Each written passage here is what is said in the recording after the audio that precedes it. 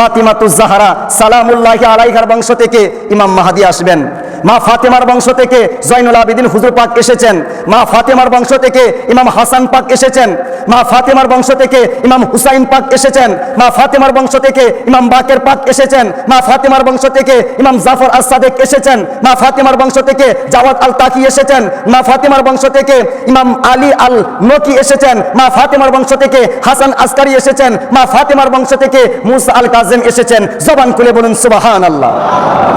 এই যে বংশ মুবারক সাধারণ কোনো বংশ নয়, এটা এমন এক বংশ যেই বংশ আপনার আমার নামাজের অংশ। জবান খুলে বলুন সুবহানাল্লাহ।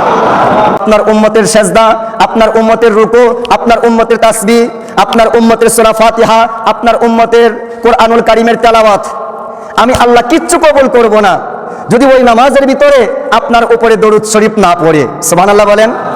শুধু আপনার উপরে দরুদ শরীফ পড়লে হবে না, আপনার বংশ যে বংশের মাধ্যমে টিকে থাকবে, আপনার উম্মতেরা যদি আপনার উম্মতের নামাজের ভিতরে সেই বংশের উপরে দরুদ শরীফ না পড়ে, ইমাম হাসানের উপরে দরুদ শরীফ না পড়ে, মৌলা আলীর উপরে দরুদ শরীফ না পড়ে, ইমাম হুসাইনের উপরে দরুদ শরীফ না পড়ে, জয়নুল আবেদিনের উপরে দরুদ শরীফ না পড়ে, ইমাম বাকেরের উপরে দরুদ শরীফ না পড়ে, জাফর আস-সাদিকের উপরে দরুদ শরীফ না পড়ে, মুসা কাজিমের উপরে দরুদ শরীফ না পড়ে, ইমাম রেজার উপরে দরুদ শরীফ না পড়ে, ইমাম জাওয়াদের উপরে দরুদ শরীফ না পড়ে, ইমাম নকির উপরে দরুদ শরীফ না পড়ে, ইমাম হাসান আসকারির উপরে দরুদ শরীফ না পড়ে, আমি আল্লাহ আপনার উম্মতের নামাজ কবুল করব না। জবান খুলে বলুন সুবহানাল্লাহ।